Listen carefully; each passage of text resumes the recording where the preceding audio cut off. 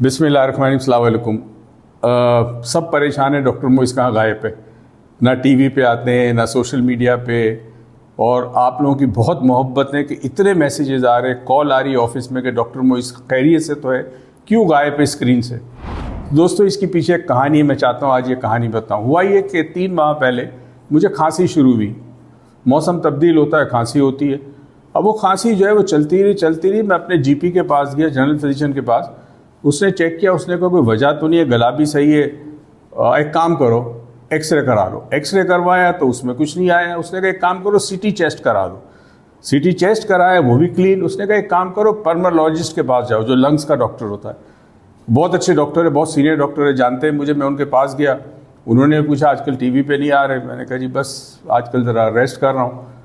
उन्होंने चेक किया, सब सही है। इत्तेफाक से उन्होंने अपना स्टेटस्कोप मेरे सीने पे रखा। उन्होंने कहा एक मरमर की आवाज़ है, फ़ौरन कार्डियोलॉजिस्ट के पास जाओ। वहाँ से अब कार्डियोलॉजिस्ट के पास गए, कार्डियोलॉजिस्ट नंबर 1 के पास गए। उन्होंने सारा देखा, उन्होंने कहा ईको कराओ। ईको कराया। ईको कराने का उन्होंने कहा अच्छा ये जो डॉक्टर है, पहले 3 डॉक्टर जो हैं, 3 कार्डियोलॉजिस्ट सारे अमेरिका के ट्रेंड हैं। हमारे हार्ट में 4 वाल्व होते हैं, तो मेरा जो एक आयोटा वाल्व है वो स्टेनोसिस हो चुका है, यानी वो सिकुड़ चुका है, तो खून का दौरान बहुत कम हो गया।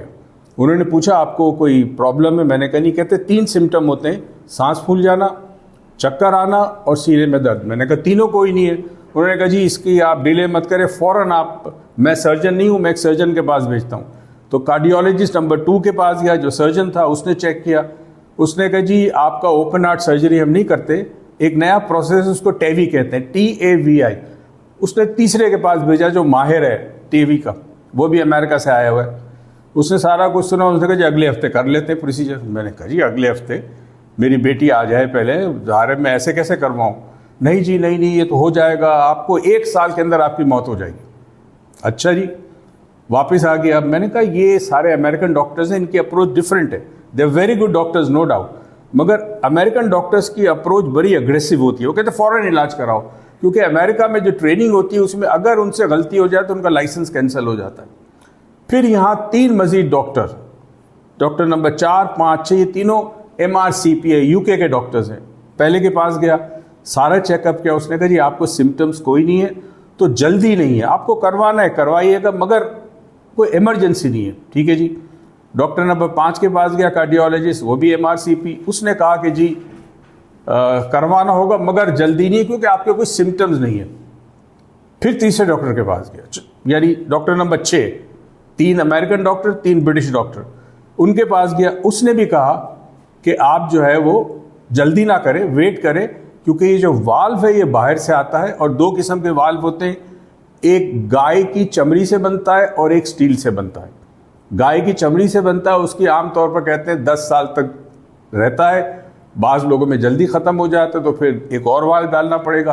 तो वेट करें, शायद कोई नई टेक्नोलॉजी आ जाए। तो दोस्तों अब ये है कि करवाना है, आज नहीं कल करवाना है। और एक डॉक्टर जो UK का डॉक्टर था, उसने कहा हो सकता है कई सालों तक वो आपको पता ही ना हो। बहरहाल अब इस सिलसिले में इतने सारे हुए, 3 महीने डॉक्टर्स के पास आना जाना। एक चीज़ समझ में आ गई कि पाकिस्तान में बहुत अच्छे डॉक्टर्स हैं। उसके अलावा मेरे बेटे अली मुर्तज़ा और मेरा भाई आमिर जो अमेरिका में, उन्होंने वहाँ डॉक्टर से कांटेक्ट किया। उन्होंने कहा यहाँ आके करवा लो। फिर डॉक्टर अजीज़ मेरे छोटे भाई हैं, वो UK में होते हैं, लंदन में बहुत सीनियर गैस्ट्रोएंटरोलॉजिस्ट है। उन्होंने वहाँ डॉक्टर से बात की, उन्होंने कहा यहाँ आके करवा लो। अब मेरे पास 3 चॉइस है, पाकिस्तान, लंदन या USA। मगर प्रॉब्लम है कि इस प्रोसीजर के बाद, ये सर्जरी नहीं है, ये मिनिमम इन्वेजिव सर्जरी है। वैसे आमतौर पर जो सर्जरी होती है उसमें पूरा ये जो एरिया है स्टर्नम का, ये काटा जाता है, हड्डियों को दूर किया जाता है और फिर हार्ट में वाल्व लगाया जाता है। मगर मुझे जो करेंगे वो मेरे ग्रॉइन एरिया में बड़ी मशहूर फेमोरल आर्टरी होती है, उसमें एक कैथेटर डालेंगे। और मैं चाहूँगा कि इसमें हम आपको थोड़ा सा दिखाएंगे भी, कि आपको पता हो कि क्या है। बहरहाल अब 3 चॉइस है मेरे पास। मेरा इरादा ये है कि मैं शायद नवंबर में या अगस्त में या दिसंबर में ये प्रोसीजर कराऊंगा। मगर इतना पता चल गया कि जी अभी मैं सब कुछ कर सकता हूँ, वरना इनिशियली डॉक्टर ने मुझे सोशल मीडिया पे काम करने से मना कर दिया, ट्रैवलिंग से मना कर दिया। मगर अब मैं बिल्कुल ठीक हूँ, मुझे पता है कराना है, आज नहीं कल कराना है। लेकिन मैं अब वापस एक्टिव हो गया। और सबसे अच्छी खबर ये हुई कि आज से कुछ माह पहले हमने डायना सिल्वा, जो कि सिल्वा इंटरनेशनल की प्रेसिडेंट है, उसको मैंने एक ईमेल की थी, रिक्वेस्ट की थी कि सिल्वा का एक दूसरा कोर्स है, उसे कहते हैं अल्ट्रा। वो दुनिया में अब जो कराने वाले थे लोग वो दुनिया से चले गए, अब कोई नहीं करवाता। मैंने कहा मुझे परमिशन दे दो। शुक्र उनका रिसेंटली हमें ईमेल आ गई कि आपको परमिशन है, उसका मटेरियल भेज दिया। तो अब हमने ये डिसाइड किया है कि पूरे पाकिस्तान में और ऑनलाइन हम अल्ट्रा करवाएंगे। और देखिए इवन ऑनलाइन भी जब करवाते हैं ना तो स्ट्रेस होता है। आप एक स्क्रीन के सामने बैठे हैं, घंटों बैठे हैं, स्ट्रेसफुल होता है आपके लिए। और फिज़िकल जो वर्कशॉप होता है उसमें स्ट्रेसफुल होगा। तो हम कराची में फ़िज़िकल कराएंगे, इस्लामाबाद में फ़िज़िकल कराएंगे और ऑनलाइन उन लोगों के लिए अल्ट्रा कराएंगे सिल्वा का जो पाकिस्तान में नहीं रहते। तो अब ये बहुत जल्द आपको इन सब चीज़ों को पता चल जाएगा। एक चीज़ समझ में आई कि बाज़ दफ़ा जब छोटी कोई प्रॉब्लम होती है ना तो उसको इन्वेस्टिगेट ज़रूर करना चाहिए। अल्लाह की तरफ से इशारा होता है। अगर ये खांसी ना होती तो मैं कभी भी ना जाता, कभी चेकअप ना कराता। और ये आयोटा वाल जो है मेरा, ये और मज़ीद इसमें जो जगह है कम होती जाती। और खुदा न खास्ता एक वक्त ऐसा आता कि खून का बहना या ट्रांसफ़र होना बिल्कुल बंद हो जाए, वो इमरजेंसी होती है। तो बस दुआ में याद कीजिए, आज मंडे का दिन है और आज रात को मेडिटेशन फिर से शुरू करते हैं। रात 10 बजे यूट्यूब और फेसबुक पे मैं हाजिर हूँगा। और कितना खुश नसीब हूँ मैं, इतना लोग प्यार करते हैं कि 2 महीने में नहीं आया तो लोगों को परेशानी होगी कि मैं कहाँ हूँ। मुझे याद है एक आखिरी जुमला, इस पर मैं ख़त्म करूँगा आज का ये वीडियो। बरसों पहले जब मैं हम टीवी पे आता था, मॉर्निंग शो मेरा होता था, उसमें गज़ल होती थी एंकर। तो गज़ल ने मुझे एक दिन सवाल पूछा कि आपकी सबसे बड़ी ख्वाहिश क्या है।